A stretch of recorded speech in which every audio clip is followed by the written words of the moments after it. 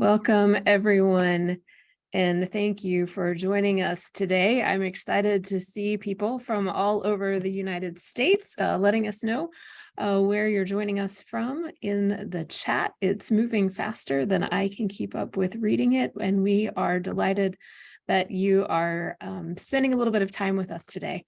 I am Jessica Anschutz, and I serve as the Assistant Director of the Lewis Center for Church Leadership.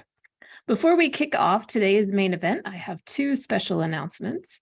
First, the book featured in this webinar, Sustaining While Disrupting, is available at a 25% off discount from Fortress Press through the month of March. So place your orders soon and use the code 25 Powe Weems. That's 25 POWEWEEMS. Secondly, this is our 20th anniversary of the Lewis Center, and throughout 2023, we have some special celebrations that we are doing throughout the year. The first is in our e-newsletter, Leading Ideas. We are featuring some top articles from the last 20 years. And we also are sharing through our various social media platforms special Leading Voices videos that feature various church leaders offering thoughts on leadership today. So I encourage you to check those out on our YouTube page, on Instagram, on Facebook, and they are also linked to the e-newsletter. And we are also sending special monthly emails highlighting a particular area of church leadership. So if you have not already subscribed, I invite you to do so today at churchleadership.com. I want to take a moment to say a special word of thanks to my colleagues, Audrey Butler, who is working behind the scenes, and Matt Lyons, who will serve as our facilitator when it's time for Q&A. And it is my joy to welcome two of my beloved former professors and Lewis Center colleagues who will lead our webinar today. Dr. Doug Powe is the director of the Lewis Center and the James C. Logan Professor at Wesley. And Dr. Lovett Weems is a senior consultant of the Lewis Center and distinguished professor of church leadership at Wesley. Together, Doug and Lovett are the co-authors of the book Sustaining While Disrupting, The Challenge of Congregational Innovation. I look forward to our webinar today as Doug and Lovett will share ways to help you sustain tradition while guiding fresh initiatives and addressing unfamiliar issues. At the end of the presentation today, Doug and Lovett will respond to questions. So if you have a question, you can post it in the chat or using the Q&A feature so that Matt can compile them, and he will then MC that portion of the webinar for us. If for some reason we are unable to get to all of the questions today, we will email answers along with the follow-up materials, which will include the recording and the slides that you will see and potentially any answers that we don't get to in the time of our webinar. Please join me in a word of prayer. Holy and loving God, we give thanks for your presence with us and among us. Be with us as we gather today. Help us to set aside our to-do lists and distractions and to open our ears and eyes and hearts so that we may grow. Guide us, strengthen us, and empower us as we strive to do the work of sustaining while disrupting. In your holy name we pray. Amen. Thank you again for joining us, Doug and Lovett. Thank you for taking the time to offer what promises to be an insightful webinar. Thank you, Jessica, and greetings to all of you. I'm so excited that you're joining us. I'm excited to be doing this with Lovett, and it's one of the few times that because of alphabetical order that Powe becomes before Weems, so that I actually get to go before Lovett. So I'm going to take full advantage of it. Let me begin by sharing a little bit of what is behind the book and why we think this book is really important, particularly for pastors today. As many of you know, the challenge that many pastors are finding themselves in is that they're in congregations that have been around for a number of years. And these congregations have a base of people who are critical to the life of the congregation. But as you also know, we live in a culture that is ever changing, and there is the need to do innovative work. So the challenge that many congregations and particularly pastoral leaders face is how do we sustain and make sure that that base is able to continue and to live faithfully what they're doing for God, but at the same time look at innovation, disruptions that can help us move forward. The truth of the matter is that we're not trying to throw away traditions. We're not trying to say that tradition is bad, that in fact, tradition is helpful. And what we're trying to do is think about how do we bring traditions into the future so that they can be contextualized to be helpful for people today. And while we're doing that, we have to recognize our contexts are changing. Our congregations find themselves in neighborhoods that are changing. We oftentimes find that people may be driving back into a particular context. They may not even be a part of the neighborhood where the church is located. So the context itself is changing where the pastors are located. So these are things that frame what many face today as they're doing ministry. So as we think about that, at the Lewis Center, we talk about sort of three things that are an ongoing challenge for many congregations. How do we reach more people? How do we reach more diverse people? And how do we reach younger people? I think Lovett correctly often says that if we are reaching more people today, and by more people, we're meaning people who are not currently a part of a church, more than likely, those people are going to be diverse and those individuals are going to be younger. As we look at the people in our communities who are not a part of a congregation, in many cases, these are individuals that tend to be on the younger end of the spectrum. And these are people who, as America becomes more diverse, also tend to be more diverse in their population. So as we seek to reach more people, we will probably end up reaching more diverse people, and we will also end up reaching younger people. With that introduction in mind, let me move into our next slide, which will sort of introduce the biblical model. With the biblical model, what we want to share is this tension that we talk about between sustaining and innovating is a tension that has been a part of the church from the very beginning. If we go to Acts, which is the sort of describes or helps us to understand the birth of the church, and think about Acts 15, where there's an issue of circumcision. And in this issue of circumcision, you have the Jewish Christian community that continues this tradition that they bring forward of circumcision. But you also have a Gentile community that does not see the need for this practice of circumcision. And in this chapter is where we find this conversation about the need for this practice of circumcision. The tension between sort of sustaining a tradition, or do we innovate and allow the Gentiles to become Christians without carrying forward this practice? Now, we could frame this issue in many ways, but Lovett and I believe that one way to think about this issue is not think about the issue in sort of an either or fashion, but we actually think about this issue in terms that both the Jewish Christian community and the Gentile Christian community are trying to faithfully pursue God's calling. Both of them are working to really live into what it means to be called by God in terms of their Christian faith. So they're not trying to do something that takes them outside of the Christian faith, but both are actually trying to figure out how to faithfully live into pursuing God's calling for the Christian faith. So if that is true, then the question becomes, then how do you sort of work with this tension? And this is part of what I want to unpack a little bit further. So can we go to the next slide, please? If we think about sustaining in this Acts context, and we think about the beginning of Acts, starting in chapters 1 and 2, we know that Jesus leaves the disciples and leaves the disciples to carry forward the tradition.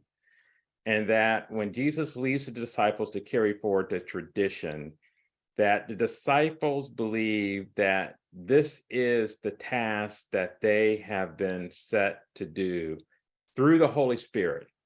So they want to continue the traditions that have been taught to them by Jesus. They want to continue those things that he showed them while he was walking with them on earth. So continuing the tradition is critically important to them. So they see the tradition not as something outside of the Jewish faith, but as something inside of the Jewish faith. Which brings us to the second piece, that they're interpreting the tradition inside of a particular context. And this context is inside of the Jewish faith. This is why circumcision for them makes perfect sense, because this is the lens through which they are thinking about the things that need to happen to sustain what is taking place.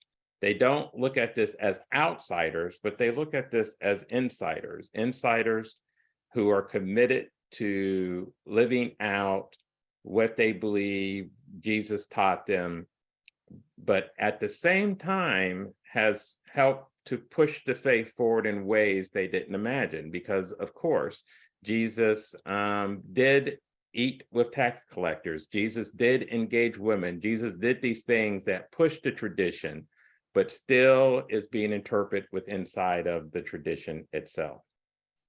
And finally, they're practicing the traditions. If you go to Acts 2 and think about that first community where they're praising God and worshiping together, they're breaking bread together, all of these pieces are critically important for practicing the traditions that they started together with Jesus.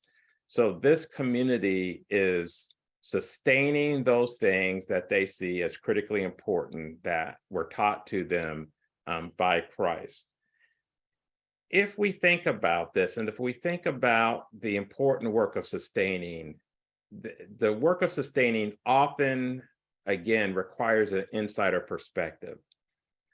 If I am in a tradition, and I'll say that I'm Episcopalian in this particular case, although I'm United Methodist, if I'm Episcopalian and I come from a high church tradition, then I'm going to interpret practices from that perspective. I'm going to interpret what we do from that perspective. And there's nothing wrong with doing that, because that is the context in which I have grown up.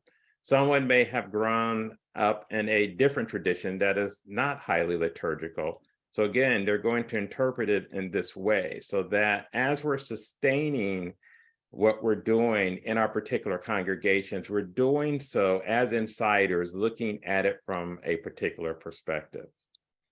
The other side of this tension, if we go to the next slide, please, is innovating.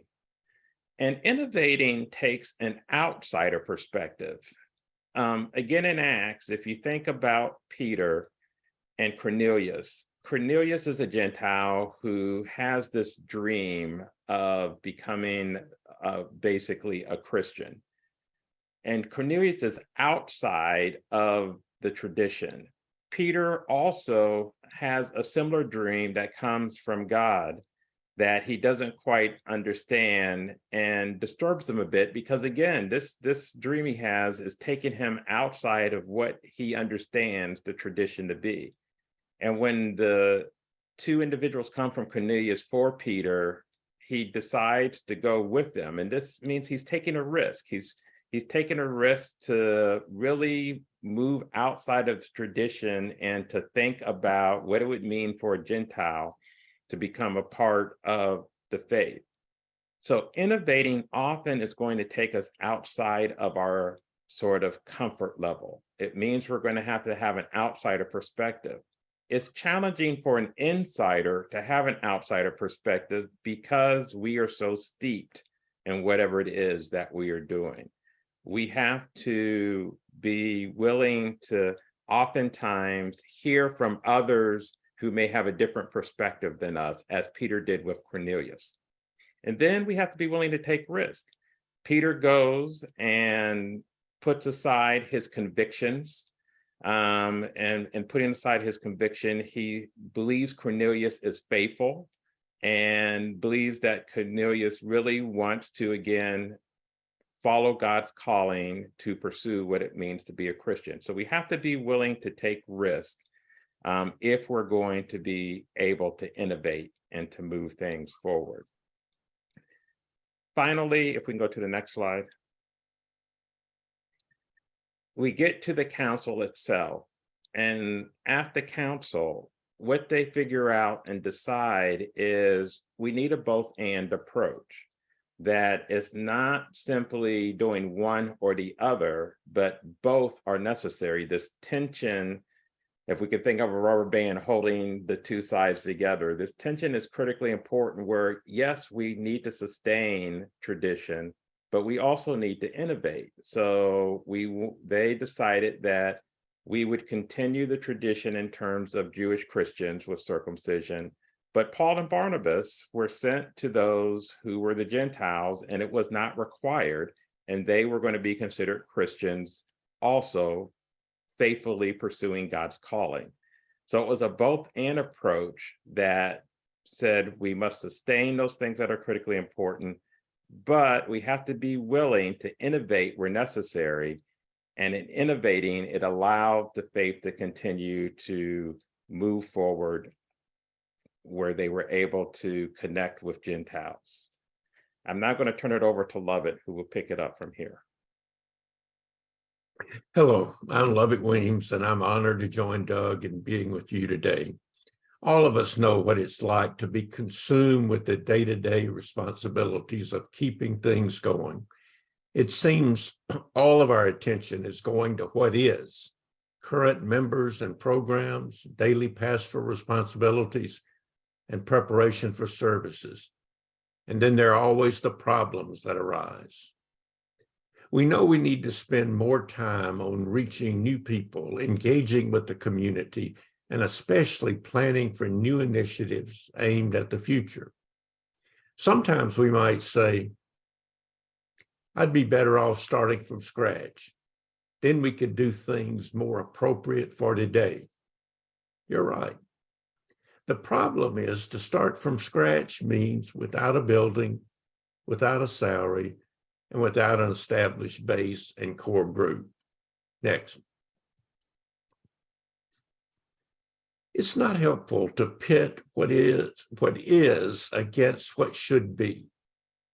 Both current ministries and future possibilities are important. However, they need very different leadership approaches.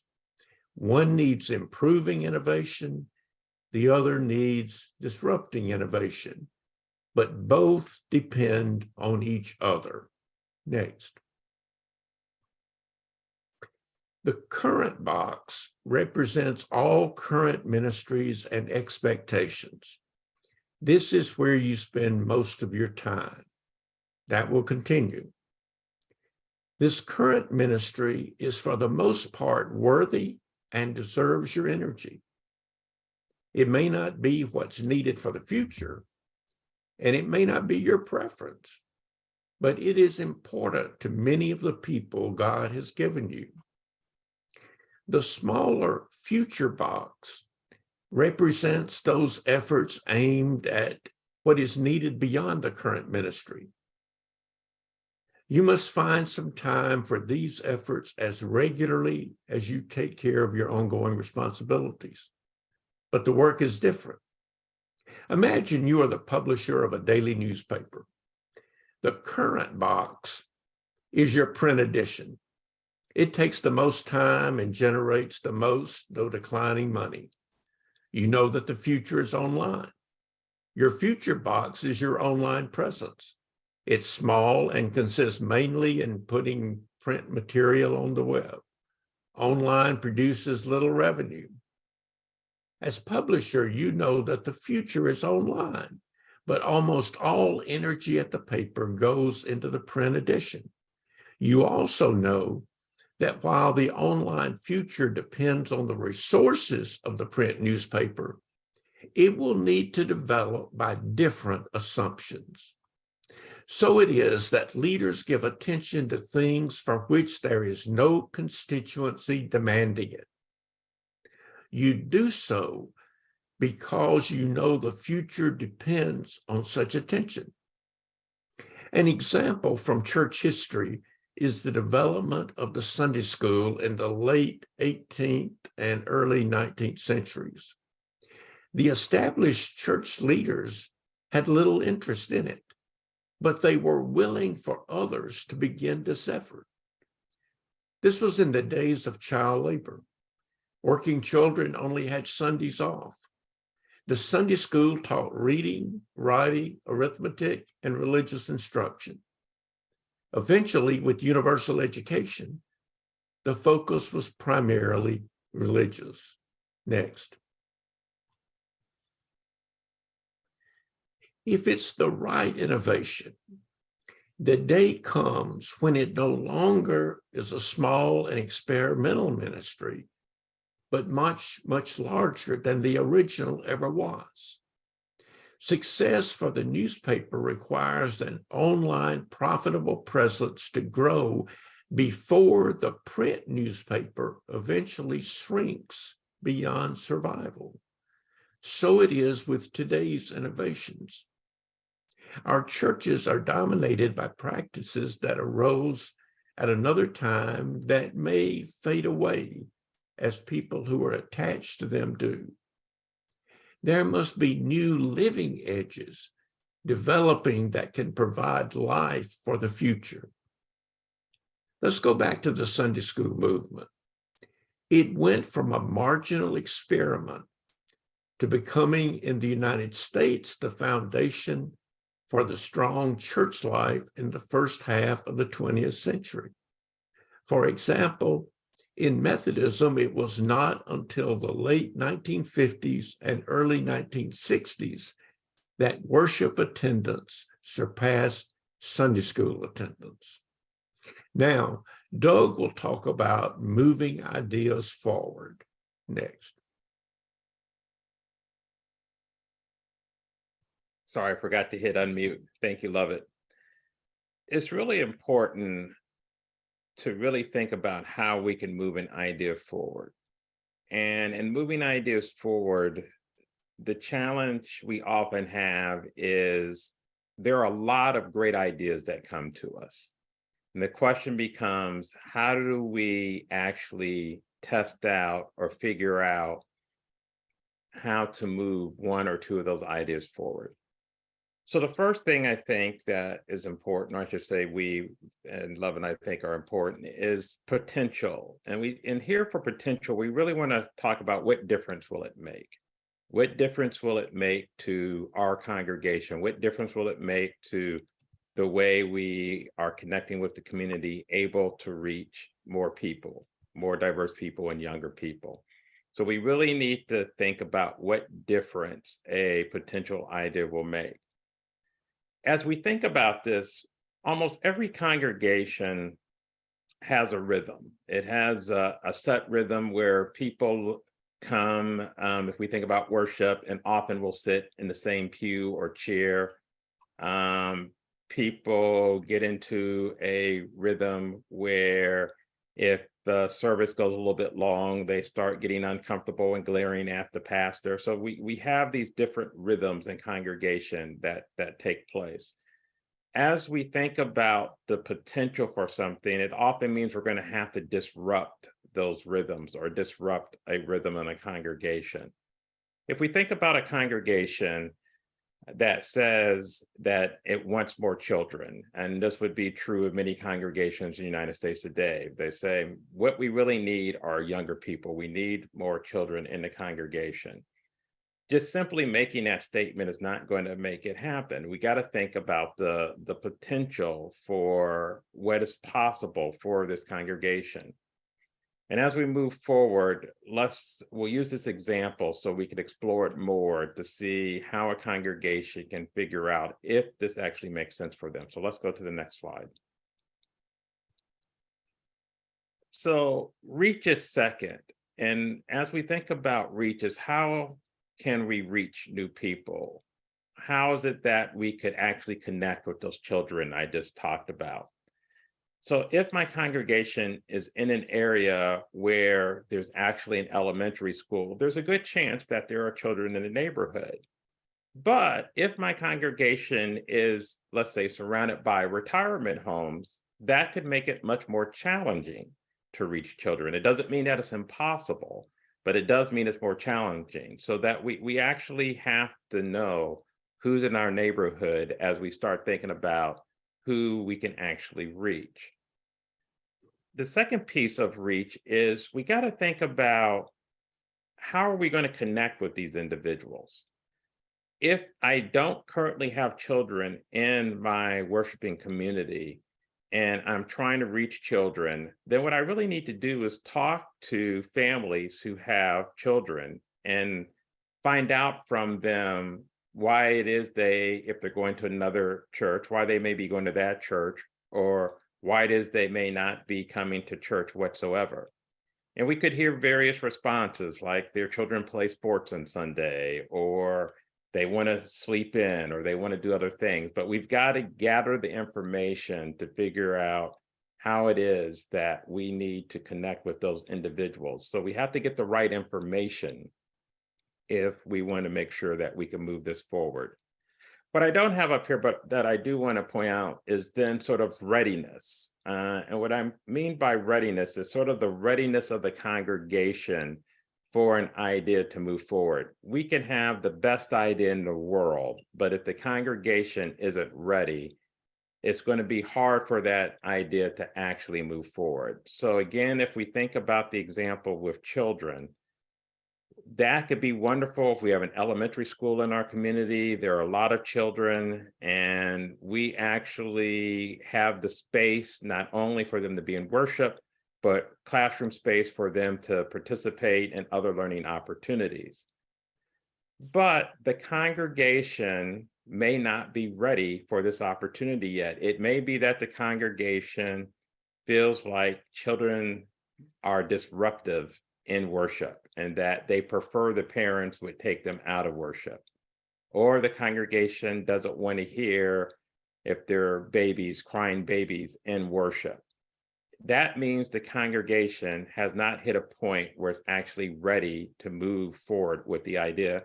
Or it means you have to have deeper conversations. It may be that there needs to be an honest conversation about if we really are serious about having children, that means that we have to then start changing the way we behave in worship if this is important to us.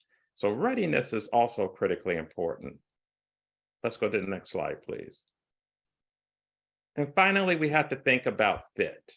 And we have to think about what we're trying to do, how it aligns with our identity and values. This is really important. Oftentimes we'll come up with ideas, but they don't align with our identity and our values. So the idea, again, is going to fall flat. If we want something to move forward in a good way, we need to make sure that there is alignment. We can't just simply be looking for a quick fix. A quick fix is something that is going to solve a problem at the church, but it's not really that we're engaging those individuals because we are trying to welcome them into our community. So we can't simply be doing a quick fix. We actually have to think about it as this is going to probably alter who we are as a community once we start engaging and welcoming these individuals in.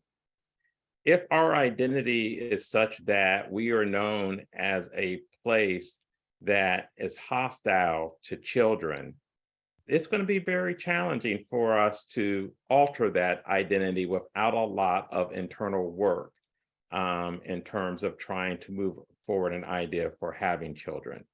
So as we think about ideas, we really need to think about sort of that potential. We need to really think about reach, readiness, and then does it really fit with who we are? I'm going to hand it back over to Lovett so he can carry us forward. Sustaining innovation is needed for those things we are already doing that can be done better. We normally do this well with a tried and true formula. Let's take a church that has for decades had a strong youth ministry. One of the reasons is that they use this formula once a year to improve. Here's how it goes. Next. The people responsible for youth ministry review the past year and identify things needing improvement. They put a plan together. Components may have to do with better training, communication, funding, etc. A timeline is set and assignments are made. Next. As the year unfolds, the tasks are completed. Next. And the result is an improved ministry. Next. Where we make a mistake is using this tried and true formula for things we either are not now doing or not doing well. Here's what happens. Here's a church that values inclusiveness, but continues to lack diversity in the congregation. Next. They bring together a group of committed people to make plans for inclusiveness. Ideas are developed, such as a sermon series, a racism study, participation in the community diversity fair, a pulpit exchange, and other things. Just as before, a timeline is set and assignments are made. Next.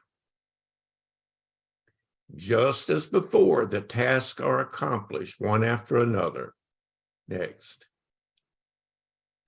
And you just hope something good will happen. It usually doesn't. This worked well for youth ministry. Why can't it work for inclusiveness?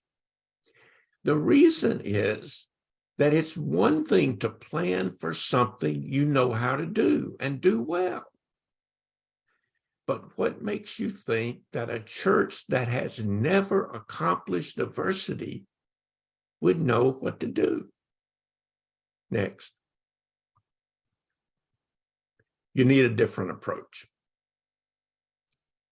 For things you are not doing or not doing well, you need something other than sustaining innovation.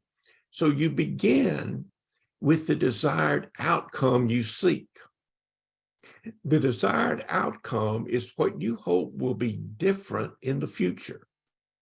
In this case, the desired outcome could be that the makeup of the congregation becomes more like the makeup of the community. Next. Then the next step is not, what will we do? You don't know enough to know what to do. The first question is, what do we need to learn? What churches are doing this better than we are?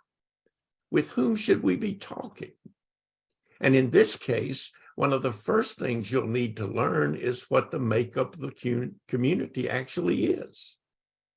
Then you will need to learn what the makeup of the congregation is. Then you can compare. You will discover some groups that are well represented in your church. Celebrate that. Ask why they might find your church welcoming. You will discover also underrepresented groups. Why might it be that they do not take your church seriously when they select a church? Next. Then you do not lay out a year's plan and make assignments. You still don't know enough to do that. You make some initial plans to test your assumptions. Next. Then you will evaluate every pilot step to learn and make adjustments. You continue this for as long as it takes, with the only unchanging thing being the desired outcome. And now we turn to Matt Lyons, who will guide us in the question time. Hi, Dr. Weems and Dr. Powe. We have some questions. One, how do you overcome the us versus them mentality, that overriding tension of insiders versus outsiders? Well, I'll begin. The first thing is to make sure you've put yourself within that circle. Oftentimes, leaders who are trying to make changes in churches will talk about they do this or they do that. You've got to put yourself within that circle. It's us and our, and then keep people focused on their mission. Keep people focused on what is God calling us to do, because it's easier to just become a manager trying to do something for this group and do something for another. But if you can keep people moving towards some higher vision, and in essence, you're asking everyone to turn away from us and them and together turn toward a kind of a blank chalkboard or something, where you're saying, how do we accomplish what we've all agreed God's calling us to do? And I'll just add a couple of pieces to what Lovett shared. The first is oftentimes the us versus them sort of mentality comes out of people fearing change. And Heifetz and Linsky talk about the reality is what people actually fear is loss, that they're having to give something up. So we always have to be cognizant of when we're trying to do innovative things, that there is going to be a group of individuals that feel like they're going to have to give something up. They're losing something. So it's really working with them around typically that feeling of loss that is taking place in their lives. And again, helping them not to feel like it's something over there that is not a part of them, but this is all of us together that are doing this work. And then the second thing that I would say is, I think it's also critically important is to involve people along the process as you go along. Oftentimes, again, people don't feel like they've been invested in the process itself. So that if they're invested in the process, that also can help then them to feel like it's not a us versus them, but that we have shared in this vision together. For our next question, I'm going to actually combine two questions. What can or should pastors or church leaders do to prepare for disrupting the status quo? And how do you work with people who do not want you to change anything, that are very comfortable with the old programs, even if they are not effective? Lovett, let me begin with the latter half of that, and I'll let you pick up. One of the things that is extremely challenging is when you do have individuals who don't want to change anything whatsoever. And when that occurs, what you often have to do then is think about sort of trying experiments that might be outside of that group. Clayton Christensen, the late Harvard Business School professor, talked about that sort of disruption often happens outside of, he was talking about business, outside of the business. Is not something that often happen inside, because people are comfortable with what they like. So it may be for the sort of disruptive thing you want to do that you actually have to experiment outside of the community, which means that you are basically pastoring two communities at the same time in that case. But that will help you then to move something new and different forward. Now I'll hand it over to Lovett. Two quick concepts. One is to help people think theologically about this, and that the current state of things, whether in your life or your church or your community or the world, is never synonymous with God's ultimate will. You may be as excited about your church as you can be, but you can't say the way our church is today has become everything God ever intends for it to be. So we can't become what God's calling us to be by remaining what we are. So if you can help people turn toward what is God's next chapter for us, how is God leading you in that direction? The other thing is a presumption of grace. That is, never assume that whatever the goal is, that you care for it more than other people do. That may be true, it may not, but assume that others care as much about diversity as you do, that others care as much about the poor as you do. And you do that until people prove you wrong. Then you have a conversation, but and try to wrap everyone in. Another question. Any tips for helping a congregation that isn't ready to learn, that's stuck in the tell us what to do mindset versus realizing what they need to learn so that a desired outcome will be reached? Lovett, would you like to start? Yeah.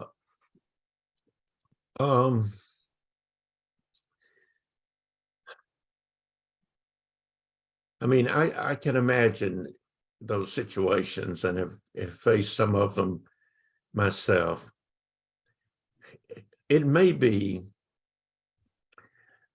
that for the new, never expect people to necessarily be excited about the new any more than you may be excited about some of the older practices that they care for.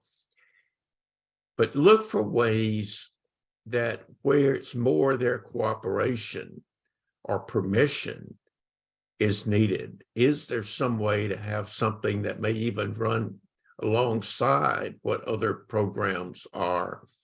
Because they probably are not going to be the ones to shape the new things, but if you can find some opening for permission to have some who might be interested to develop some new things. And I would just add that sometimes it's sort of experiential learning that for example, when you're talking about an idea or sharing with people, the community has changed. We really need to dig into figuring it out.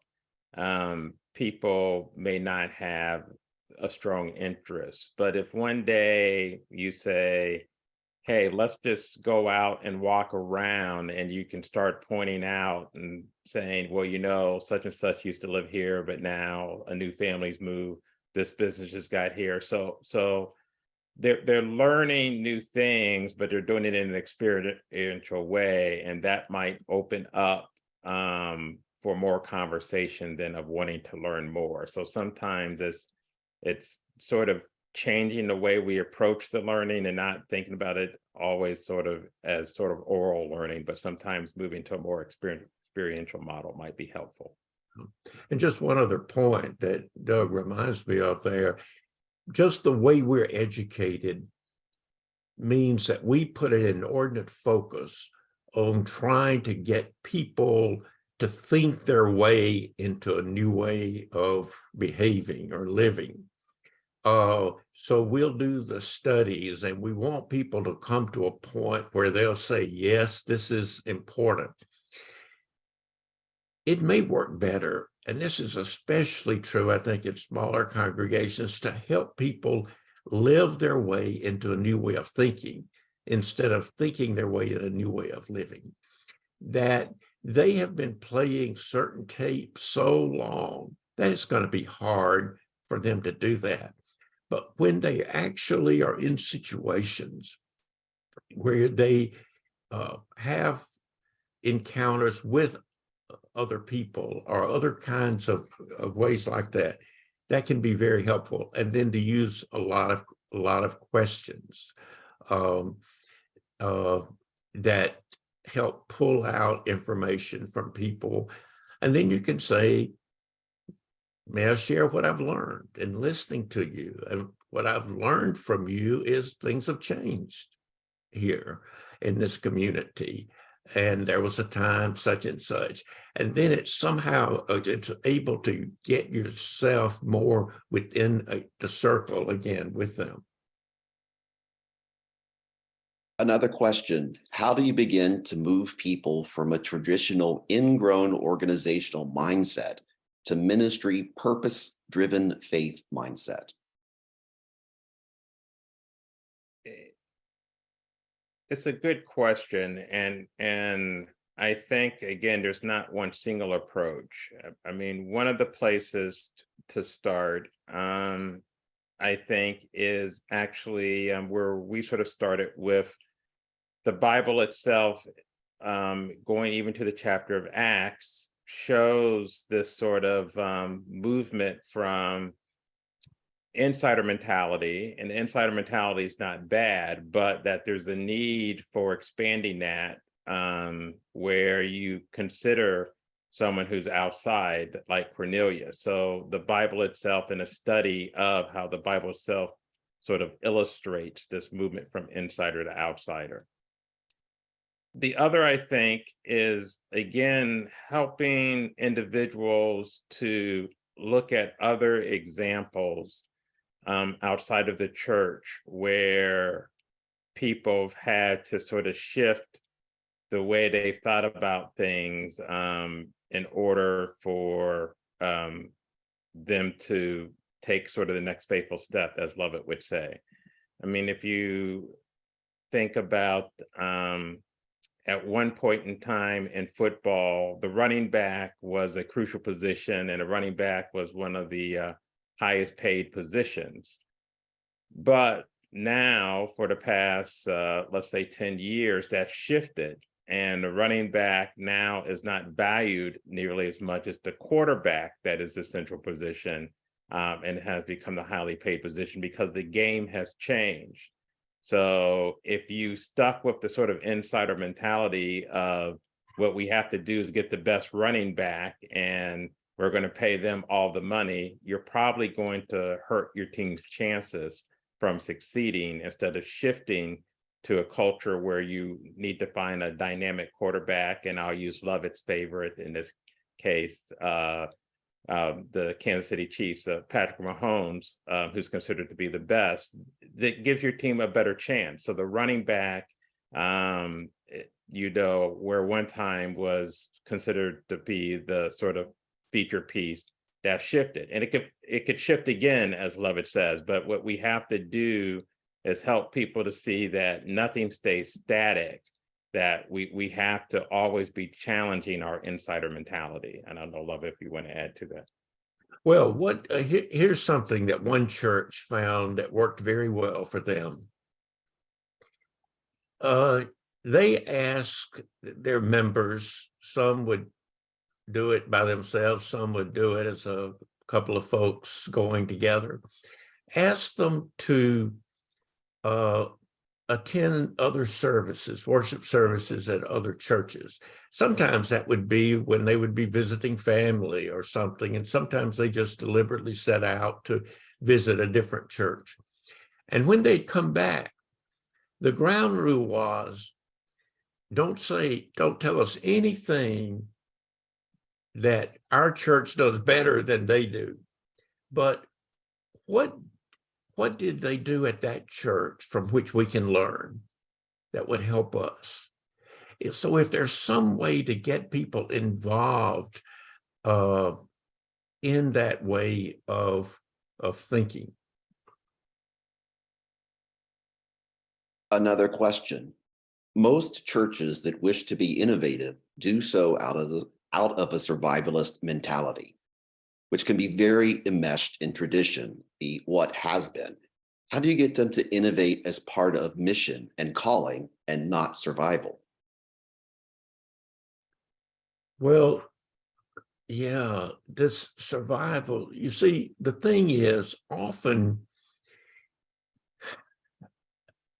if you're going to get new energy, it's often going to come from either unserved or underserved constituencies that that don't particularly help with the survival aspect. If you're running out of resources, you've got to find ways to live with those resources, but you've got to be thinking beyond survival. Survival is not a worthy goal, but fulfilling one's mission is. And so where are the new mission fields for you? What these new efforts may not bring a lot of money, but they will bring a renewed sense of purpose and calling to the church. What is God calling us to do now? But the survival mindset will tend to lead to more protection, and rather than being open to what God might be calling you to do. And just to pick up on one thread of that, I think one of the challenges is that churches, the survivalist mindset is not what churches set out to do. It almost sort of sneaks up on them. It's sort of the trap they fall into. So one of the things we have to do is try to help congregations understand before they completely fall into that trap that we actually have lost sight of mission and what it means to sort of be a missional congregation. And the challenge here is getting individuals to see that, and this is the piece that Love was picking up on, that pursuing mission doesn't necessarily equate into we're going to get more money or we're going to get more people, particularly immediately. But it does bring a vitality to the congregation that's important because you are pursuing what God is calling you to do. And that's the piece that is critical for congregations to understand, is that we have to be discerning that which God is calling us to do. We simply can't fall into this trap of saying we're satisfied with gathering on Sunday and on Wednesday, and that's all there is for us. That we have to believe God is calling us to more than just those sort of activities in terms of the work that we're doing. So it's hoping that we can catch the congregation before it sort of slips into that trap of just becoming in that survivalist mode. Another question. If I tend to lean toward more innovation, how do I work on sustaining and vice versa?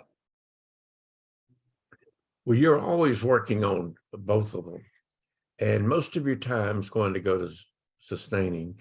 That is, whatever you have there, find ways to improve it. In a sense, that's what's happening when you ask people to go visit other churches and say, what did you learn? What can we learn from that? That's a form of sustaining innovation. And so you're trying to do that all the time. But you have to use some of the guidelines that Doug was talking about to determine not just what is something I've seen another church do or something that kind of intrigues me, but what is it that's most needed now, especially if it's something that kind of fits who we are. It may be that you have no children in the church, but there is a great school nearby, and there's a lot of history of connection with children over the years. That may be the opening that you need. And so pursuing kind of one of those efforts, and it may be a small effort.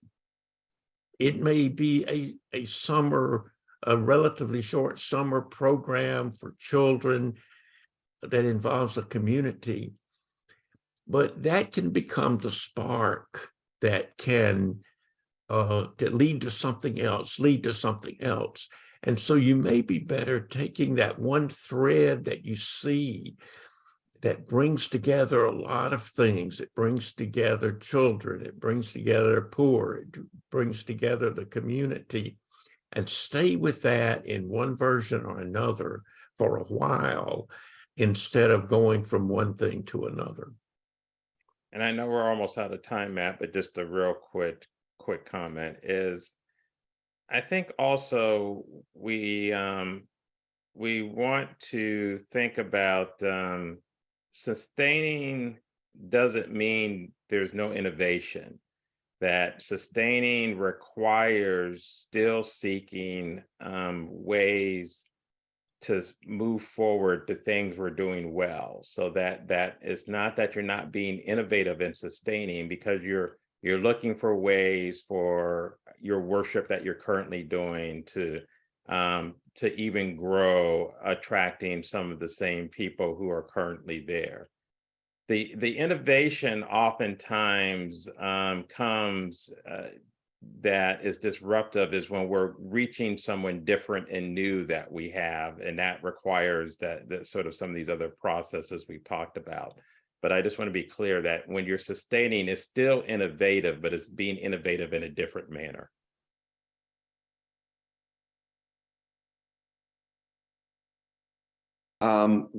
Unfortunately, we are out of time and we still have some great questions. If we were not able to ask your question, please email me at the address in the chat and I will pass it along to Dr. Powe and Dr. Weems. Next slide, please. Many have asked about a discount for the book Sustaining While Disrupting, The Challenge of Congregational Innovation from Dr. Powe and Dr. Weems. Fortress Press is kindly offering a 25% discount on U.S. domestic orders through March 31st, 2023. Learn more at churchleadership.com/sustaining while disrupting and use promo code 25 Powe Weems. And there is no need to write all this down. We will share this link and code with you in an email later today. Next slide, please. To learn about upcoming Lewis Center webinars and events, please subscribe to Leading Ideas e-newsletter, Leading Ideas Talks podcast, and follow us on Facebook, Twitter, YouTube, and Instagram. And we will share these links with you as well. Next slide, please. Your opinion is important to us. Please help us build better webinars by letting us know what worked and what could have worked better. Please complete an evaluation at churchleadership.com/evaluation. Thank you so much in advance for your feedback. Again, that's churchleadership.com/evaluation. Next slide, please. And thank you so much for attending Sustaining While Disrupting. Later today, you'll receive an email with links to the webinar slides, additional resources, and a chat transcript. And as soon as we formatted the webinar video recording, we will email that to you. Once again, please complete an evaluation at churchleadership.com/evaluation. And from all of us at the Lewis Center for Church Leadership of Wesley Theological Seminary in Washington, D.C., thank you so much for attending. We know your time is valuable, and we sincerely appreciate the opportunity to share this information with you. Blessings to you and all that you do.